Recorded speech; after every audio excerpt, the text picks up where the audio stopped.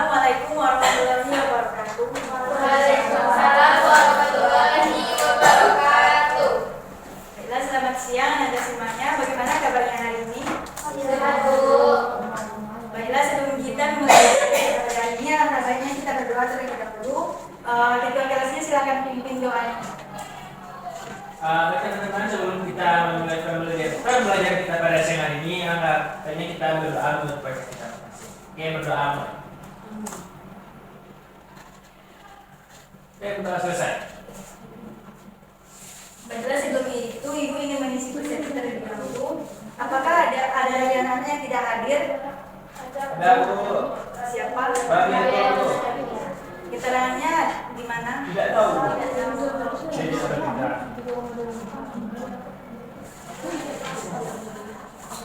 Baiklah, minggu lalu masih ada.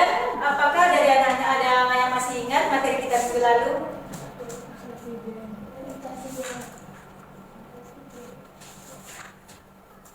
Mutasi kromosom. Apa saja mutasi kromosom, Sasa? Tasya.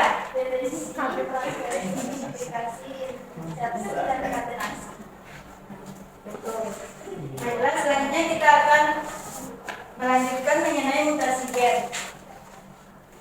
Ada yang tahu apa itu mutasi gen? Baiklah, jika tidak dijelaskan, mutasi gen ini merupakan perubahan materi genetik yang terjadi pada makhluk hidup. Ibu ingin memberikan pertanyaan tematik. Nah, silakan Anda semuanya perhatikan pada gambar.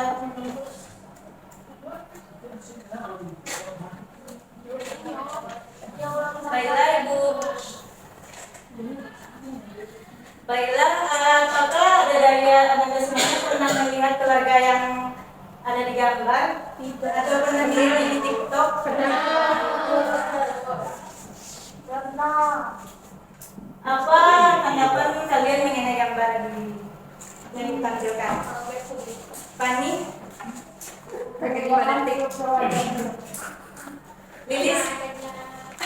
Apa yang berbeda? Apa yang bisa kalian amati dari gambar yang ibu tampilkan? Kelainan genetik. Betul.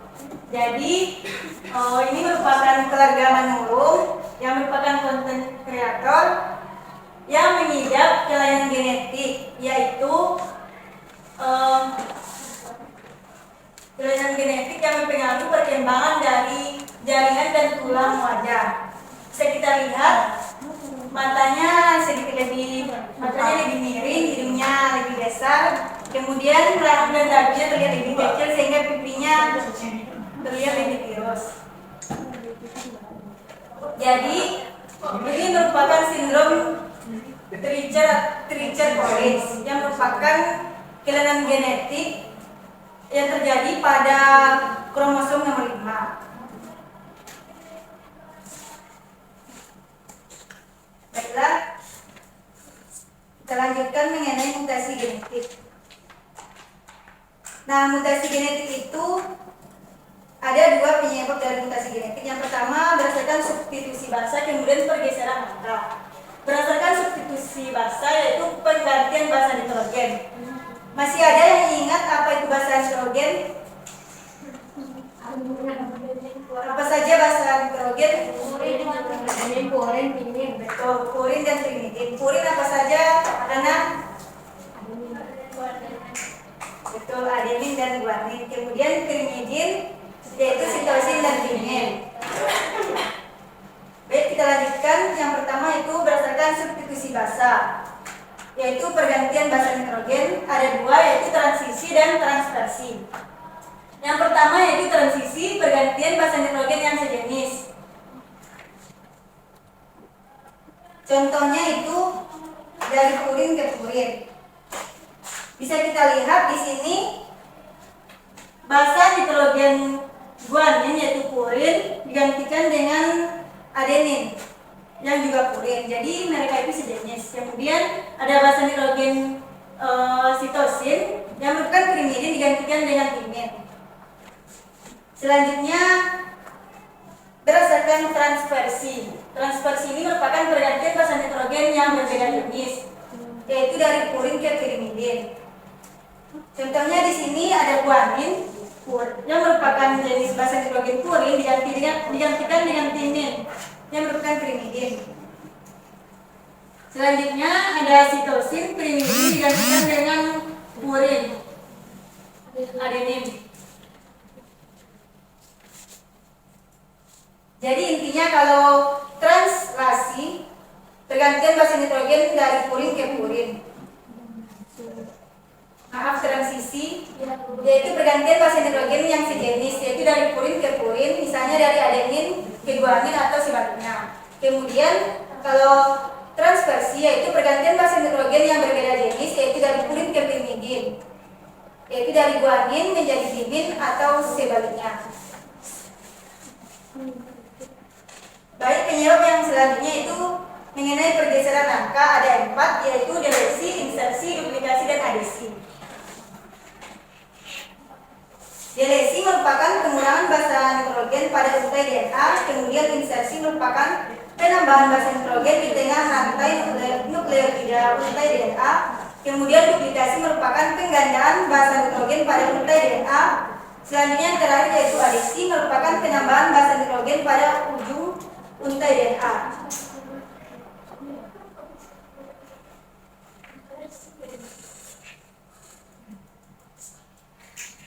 Ini merupakan rantai nukleotida, bisa kita lihat. Adisi tadi merupakan penambahan basa nitrogen. Jadi awalnya basa nitrogennya itu ACG, CGG, dan GPA. Kemudian ditambah dengan basa nitrogen C. Jadi otomatis kerangka nukleotidanya bergeser menjadi CAC, GCG, GGP, dan A sendiri, tidak ada tembaknya.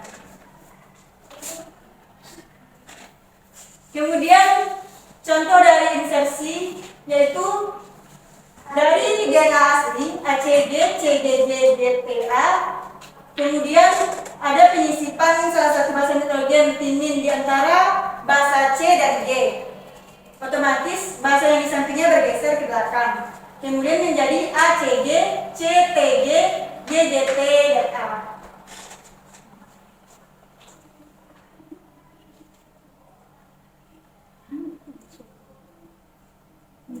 Selanjutnya itu duplikasi yang merupakan penggandaan basa nitrogen. Dari awal tadi DNA aslinya itu ACG, CGG, GBA, kemudian basa nitrogen A mengganda menjadi AAC, GCG, GGT, A. Selanjutnya itu delesi pengurangan dari DNA aslinya ACG, CGG, GPA, kemudian terjadi pengurangan atau penghilangan dari basa nitrogen. Di sini yang hilang yaitu basa nitrogen A, adenin. Sehingga menjadi CGC, GGGPA. Yaitu kerangka nukleotidanya bergeser ke belakang.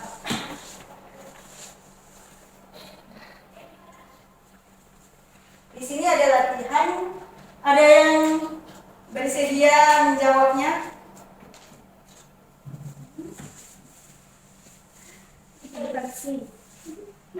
Sebelum Ibu tuju, Ada yang jawab Ibu.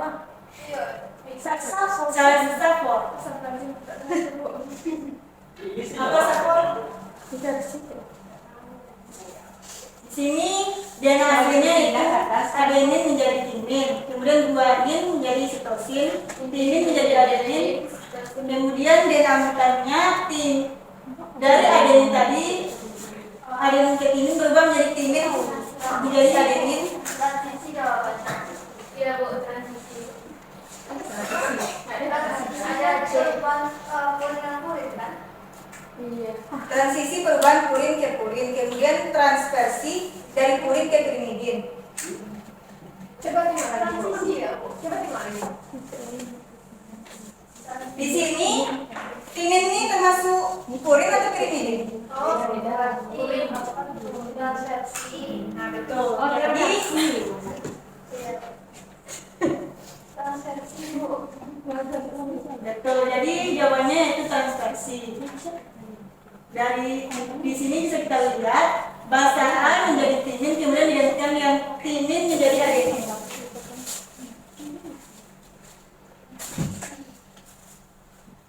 Ada yang ingin ditanyakan? Tidak perlu. Baiklah, selanjutnya kita masuk ke manfaat mutasi. Yang pertama yaitu terapi sel-sel tumor. Aplikasi radiasi sinar menion atau dikenal sebagai radioterapi seperti penyinaran dengan sinar X dan kemoterapi untuk menghambat perkembangan sel-sel tumor dan kanker. Kemudian yang kedua pemuliaan yaitu radiasi sinar menion seperti sinar gamma dari CO60 atau terhadap beberapa kemikalia seperti EMS dan DS digunakan untuk mengubah susunan basa nitrogen pada DNA dan untuk menyebabkan mutasi segmental dan harapannya sel ini akan mengalami mutasi yang menentukan. Kemudian ada yang ketiga yaitu zat kimia seperti digitomin, igundan, kolkisin, dan untuk mendapatkan benih yang bersifat lembut seperti gandum, tomat, dan kol poliploidi. Tanaman poliploidi ini dianggap menentukan karena memiliki buah yang besar, tidak berbiji dan produktivitasnya tinggi. Kemudian ada dampak mutasi. Mutasi gen ini menyebabkan beberapa kelainan seperti kelainan sindrom Turner, sindrom Down, albino, dan sindrom Klinefelter. Kemudian penggunaan sinar radioaktifnya pada proses mutasi menyebabkan tumbuhnya sel kanker dan cacat bawaan pada janin dalam rahim. Kemudian yang terakhir yaitu pemberian insektisida yang tidak sesuai dosisnya dapat mengakibatkan mutasi pada hama sehingga akan mengalami peledakan hama dalam jumlah besar untuk merusak tanaman. Baiklah, sampai sini apakah ada yang ingin ditanyakan? Tidak perlu. Baiklah, jika tidak kita akan mengadakan pembagian kelompok untuk menjawab permasalahan dari kategori. Baik, untuk barisan ini kelompok 1, kemudian ini kelompok 2.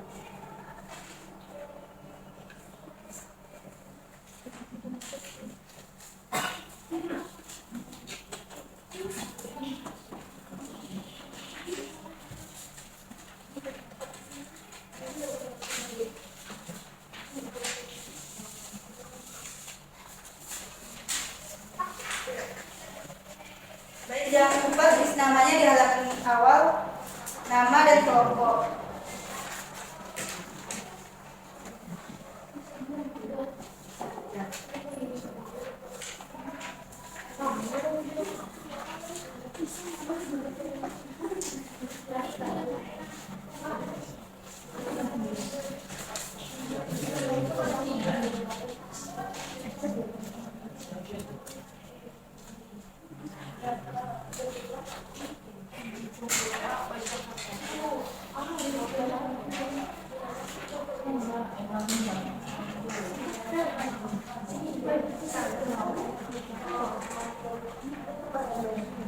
Baiklah, Ibu kasih waktu 5 menit untuk berdiskusi.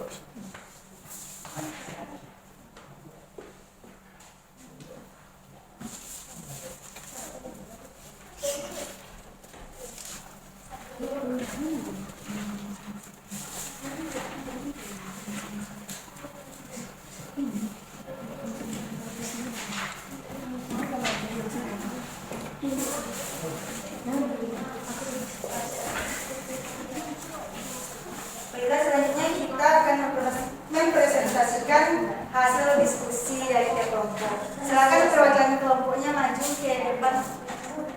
Kelompok tiga. Kelompok gue aja Sansa. Tapi tiga. Bukan Miguel. Kamu tadi kelas makan Sansa. Kelompok 1 Anggun. Silakan maju.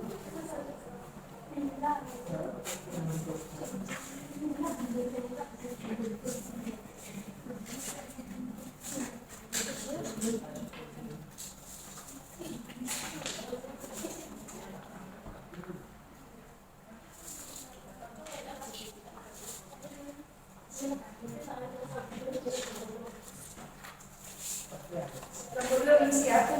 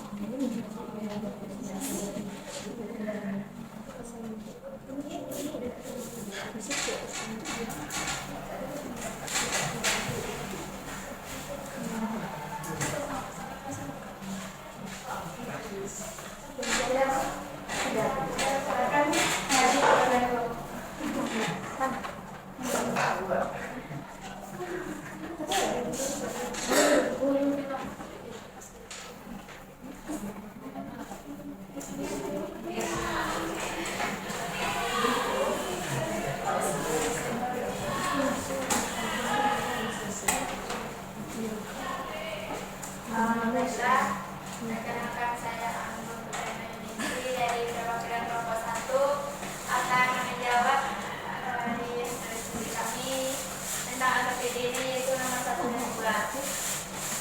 Pertanyaan nomor 1, bagaimana buat semangka dari kuning tersebut dapat terbentuk? Karena adanya proses pemuliaan tanaman yang menyebabkan pemilihan varietas dengan sifat-sifat warna yang rasanya diinginkan. Kemudian adanya kemuliaan silang. Kemudian soalan kedua yaitu apa yang menyebabkan perbedaan warna dan kandungan nutrisi antara semangka merah dan semangka kuning? Disebabkan oleh variasi genetik dalam varietas semangka. Sebagian besar perbedaan ini disebabkan melalui proses pembelian seleksi yang dilakukan oleh para ahli pertanian. Sekian dari saya lanjutkan kepada kelompok 2. Baik, terima kasih Anggun. Selanjutnya kelompok 2. Baiklah, saya perwakilan dari kelompok 2 akan menjawab pertanyaan nomor 3, yaitu bagaimana mutasi genetik berperan dalam pembentukan semangka kuning. Dari hasil studi kami, yaitu mutasi genetik dapat terjadi secara alami dan menjadi salah satu faktor dalam munculnya variasi genetik. Dalam konteks semangka kuning, mutasi genetik pada gen yang terlibat dalam produksi pigmen dapat menyebabkan perubahan warna daging buah. Meskipun mutasi genetik bisa menjadi salah satu faktor, penting untuk dicatat bahwa tidak semua varietas semangka kuning dihasilkan melalui mutasi genetik. Beberapa varietas dapat muncul secara alami melalui variasi genetik yang terjadi selama proses pemeliharaan seleksi tanaman. Baiklah, sekian jawaban dari kelompok kami. Terima kasih pada Anggun dan Sasa. Silakan beri aplaus.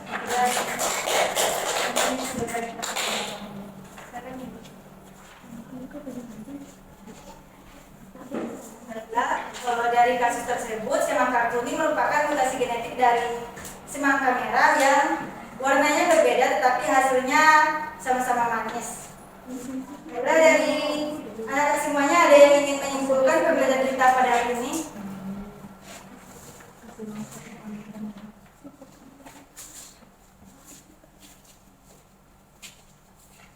Anggun, silakan Anggun. Kesimpulannya yaitu mutasi genetik merupakan mutasi gen yang terjadi pada makhluk hidup, yang mana penyebabnya itu ada 2. Yang pertama berdasarkan penantian masa nitrogennya. Itu ada 2, yaitu translasi dan transversi. Kemudian berdasarkan perubahan masa nitrogennya ada delesi, adisi, insersi, dan duplikasi. Terima kasih Anggun. Jadi mutasi genetik itu merupakan perubahan materi genetik yang terjadi pada makhluk hidup. Ada dua faktor penyebabnya. Yang pertama pergantian basa nitrogen, kemudian perubahan dari basa nitrogen. Pergantian basa nitrogen itu terdiri dari dua, yaitu transisi dan translasi. Transisi itu yaitu dari pergantian basa nitrogen yang sejenis, yaitu dari purin ke purin. Kemudian translasi pergantian basa nitrogen dari transversi, yaitu pergantian basa nitrogen yang tidak sejenis dari purin ke purinidin, yaitu dari sitosin dan ketimine. Kemudian ada perubahan basa nitrogen, yaitu delesi, adisi, kemudian insersi dan duplikasi. Baiklah Ibu rasa semuanya sudah paham mengenai materi kita. Minggu depan kita akan membahas mengenai jenis-jenis dari mutasi gen. Baiklah, cukup sekian.